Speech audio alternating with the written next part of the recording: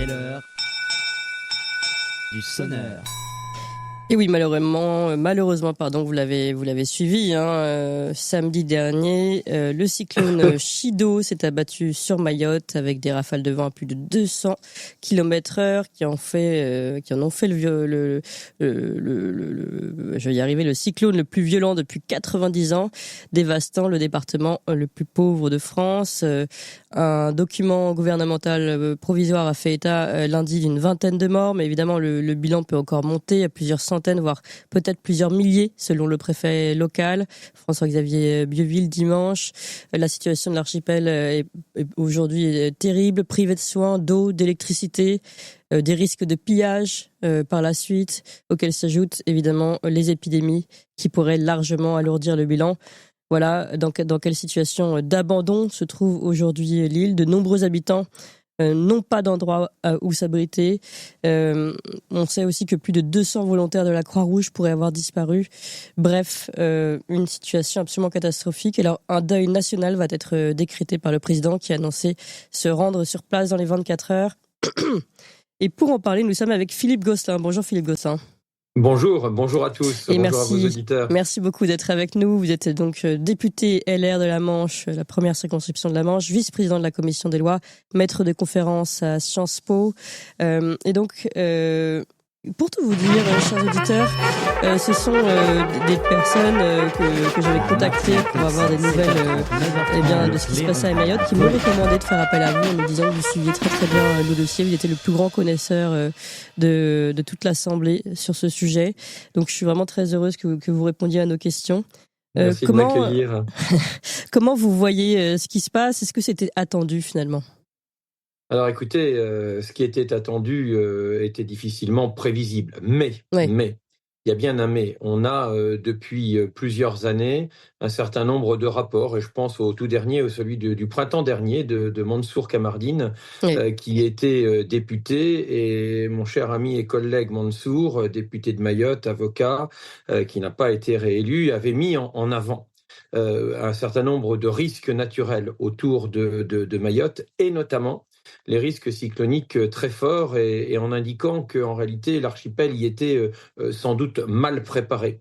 Alors il se trouve qu'entre la dissolution, la composition d'un nouveau gouvernement, etc., en quelques mois, malheureusement, un certain nombre de recommandations et de prescriptions qui étaient faites n'ont pas pu être mises en œuvre. Et il se trouve en plus par ailleurs, et vous l'avez dit d'ailleurs, que c'est le plus gros événement cyclonique depuis 1934. Ça veut donc dire quand même que cet épisode a déjà connu une certaine forme d'existence, mais à l'époque, en 1934, Mayotte n'était pas Mayotte qu'on connaît aujourd'hui. Aujourd'hui, on a plusieurs centaines de milliers d'habitants, une partie d'ailleurs de l'habitat qui est précaire, une partie des habitants aussi qui viennent des îles voisines des Comores, installés dans des conditions précaires. Alors on parle toujours d'habitat informel, etc. Bon bref, en réalité, derrière ce joli nom se cache du bidonville. Et quand vous avez des bâtiments en tôle, où déjà l'électricité peut faire souvent défaut, où il y a des branchements un peu pirates, où l'eau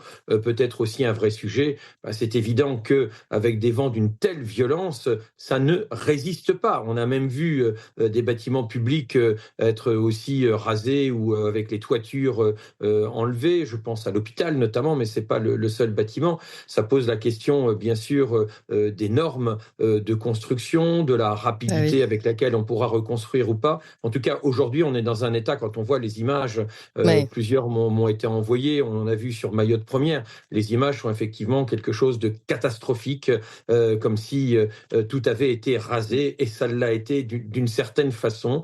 Il y a un côté très apocalyptique, il faut bien le dire. Oui, tout à fait. Je voulais justement, par rapport à ces plans, ces annonces, ces promesses finalement aussi qui sont faites à chaque fois, vous faire écouter, c'était des promesses d'Emmanuel Macron quand il est allé là-bas en 2019. Il avait fait un discours, c'est l'endroit de France que j'ai reçu le plus de baisers. Et il avait aussi promis 1,6 milliard d'euros pour mettre en place un plan de salubrité, justement. Je propose d'écouter ça. C'est un très bon reportage Europe 1, je le cite, parce que évidemment c'est lui qui a fait le montage, de Samuel Tessy. On écoute. Et on se souvenait avec quelques-uns du moment où j'étais passé quand j'étais alors candidat. Je disais, c'est l'endroit de France où j'ai reçu le plus de baisers. Emmanuel Macron avait lancé un plan quelques mois plus tôt en 2018, un plan pour l'avenir de Mayotte, 1,6 milliard d'euros sur la table. Nous sommes dans un territoire de la République, un département qui a ses contraintes sismiques, géographiques, démographiques, qui nous conduisent à devoir investir. C'est comme ça que je vois les choses, c'est investir. Et alors en 2019, à Mayotte, le chef de l'État avait lancé 2 très belles promesses. La France, c'est d'abord la sécurité. Et donc la sécurité sera au rendez-vous en matière de lutte contre l'immigration clandestine. Parce que c'est ce qui est dû à Mayotte. Rapport de la Cour des comptes en 2022, 48% de la population est d'origine étrangère. La délinquance a atteint à Mayotte un niveau hors norme. Les ménages mahorais subissent 4 fois plus de cambriolages ou de vols avec effraction qu'en métropole.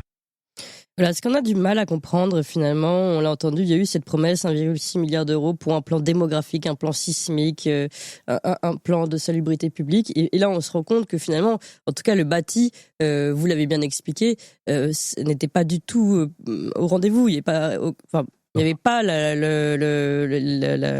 les bâtis de sécurité et de sécurité sismique. Là, on est vraiment, il n'y a pas eu de suivi finalement. C'est ça qui est à déplorer. Non, il y a d'abord un manque de suivi, effectivement, avec des moyens colossaux à mettre en œuvre. Alors, je n'ose pas imaginer quels moyens il va falloir mettre en œuvre maintenant.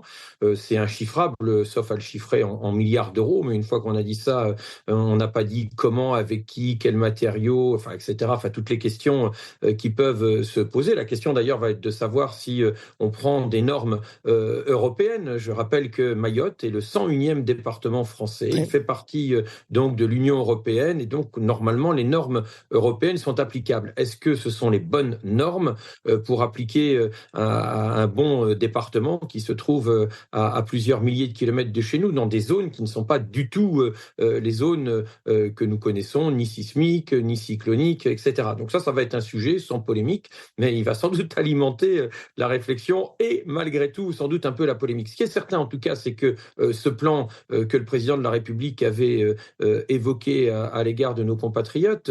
Et je rappelle encore une fois que Mayotte est bien française. Ce sont des citoyens français qui habitent, qui ont fait ce choix, qui ont voulu la France, et effectivement au nom de la sécurité. Donc il faut qu'on leur apporte cette aide, ce secours, cette assistance, cette sécurité, qui est sans doute la raison essentielle qui les a fait renoncer à leur autonomie, leur indépendance. Donc la France leur doit ça. Mais en attendant, effectivement, les fonds n'ont pas été suffisamment canalisés. Il n'y a pas eu de vrai plan d'ampleur. Alors, il y a quand même eu des efforts de fait depuis quelques années. Tout n'est pas négatif, loin s'en faut, mais pas à la hauteur des enjeux et avec une difficulté qui est liée. Le reportage que vous avez diffusé, là, qui reprenait celui d'Europe 1, montre bien la difficulté avec une grande partie de la population qui est d'origine étrangère, comorienne, donc qui n'est pas recensée nécessairement, qui parfois se cache, qui vit dans de l'habitat insalubre, et donc aujourd'hui, on est en incapacité de répondre à toute cette demande.